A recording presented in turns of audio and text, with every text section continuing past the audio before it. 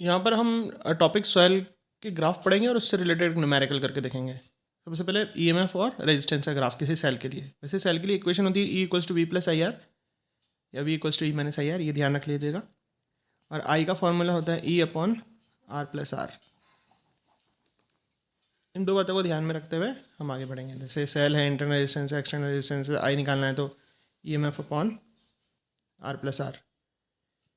तो सबसे पहले आप ये देखिए कि ये इक्वेशन को देखिए, E equals to V plus I R, ये स्टैंडर्ड इक्वेशन है। तो सेल का ईएमएफ तो उसकी इंटरनल प्रॉपर्टी है।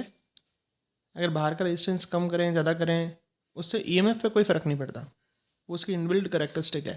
जैसे आप बाजार से घड़ी का सेल लाए 1.5 वोल्ट का, तो बाहर रेजिस्टेंस ज़्यादा हो या कम हो तो 1.5 वोल्ट का अगर वो है तो 1.5 वोल्ट का ही रहेगा। तो ईएमएफ रेजिस्टेंस पे डिपेंड नहीं करता। तो ये ऐसे स्ट्रेट लाइन बनानी है। स्ट्रेट लाइन का मतलब क्या है, कोई भी रेजिस्टेंस करो ईएमएफ तो जो सेल का है जो ही रहेगा। दूसरा है अब किसी सेल के लिए वी और आर का ग्राफ। तो वैसे आप जानते हैं V equals to I R, ये फॉर्मूला होता है। और आई का फॉर्मूला यहाँ से क्या लिखेंगे, E upon R plus r, total EMF upon total resistance. ये वाला आर जो है इसको बिल्कुल नीचे पहुँचा दें तो ये इस आर के नीचे भी हो जाएगा, इस आर के नीचे भी हो जाएगा, आर से आर कट जाएगा, 1 बच जाएगा।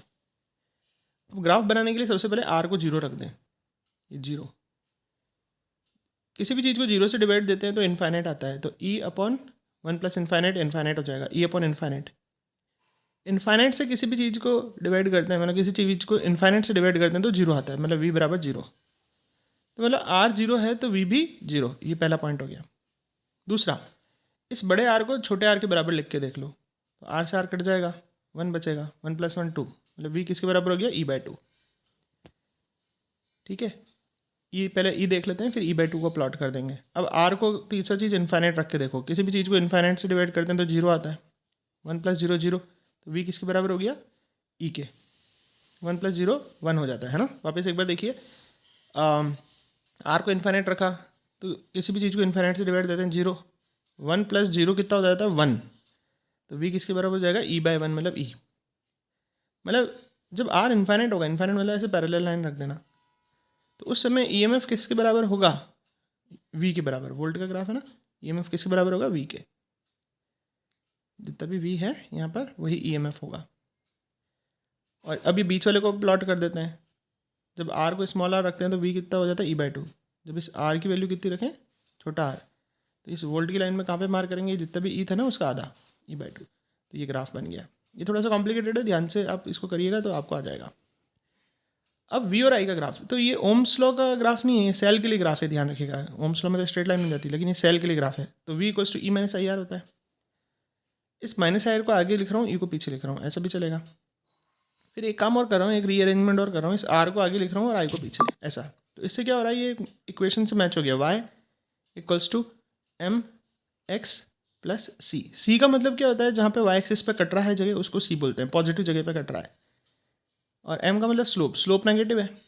स्ट्रेट लाइन की इक्वेशन है तो स्ट्रेट लाइन बनानी, लेकिन नेगेटिव में, मतलब ऐसे डाउन करते हुए। और सी का मतलब जहाँ पे वो कट रहा है, जिस जगह पे कट रहा है वो उसका नाम है ईएमएफ।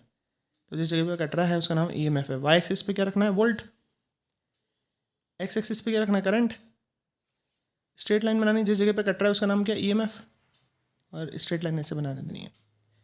अभी आपसे पूछे कि इस ग्राफ में ईएमएफ की वैल्यू कितनी होगी, है ना, तो कैसे करेंगे। अच्छा एक चीज़ है, स्लोप जो होता है ना, स्लोप का फॉर्मूला होता है परपेंडिकुलर अपॉन बेस। तो परपेंडिकुलर में तो ईएमएफ है और बेस में क्या है, यहाँ पर करंट है। ठीक है, बेस में क्या है, करंट है। और स्लोप किसके बराबर है, रेजिस्टेंस के, इस इंटरनल रेजिस्टेंस। तो इंटरनल रेजिस्टेंस का फॉर्मूला पूछ ले तो ये ईएमएफ डिवाइडेड बाय आई हम कर देंगे। तो अब इस पर बेस्ड एक क्वेश्चन हम ट्राई कर लेते हैं, एक बार देख लीजिए अच्छे से। स्लोप का फॉर्मूला परपेंडिकुलर अपॉन बेस। अब इस पर बेस्ड एक न्यूमेरिकल है। ये हमें सेल का ग्राफ दे रखा है, ईएमएफ पूछ रहे हैं, इंटरनल रेजिस्टेंस पूछ रहे हैं। तो हमने क्या पढ़ा था, ये V equals to E plus I R, E minus I R को आगे लिखते थे, ई पीछे लगे थे, फिर आर को रीअरेंज कर दिया था। फिर ये बोला था Y equals to M X plus C. इस इक्वेशन से मैच हो गई थी। सी क्या होता है, वाई एक्सिस पे कहाँ कट रहा है, इंटरसेप्ट ऑन वाई एक्सिस। तो वाई एक्सिस पे यहाँ कट रहा है, उसी का नाम सी है। और सी किसके लिए लिखा हुआ है, ईएमएफ। तो हम लिख देंगे EMF कितना है 6 वोल्ट। दूसरी चीज़ हमसे पूछिए R मतलब स्लोप का फॉर्मूला क्या पढ़े थे, perpendicular upon base V upon I। तो परपेंडिकुलर में कितना है 6 और बेस में कितना है I कितना है 1, तो आंसर हो जाएगा 6 ओम। इस तरह से क्वेश्चन सॉल्व होगा।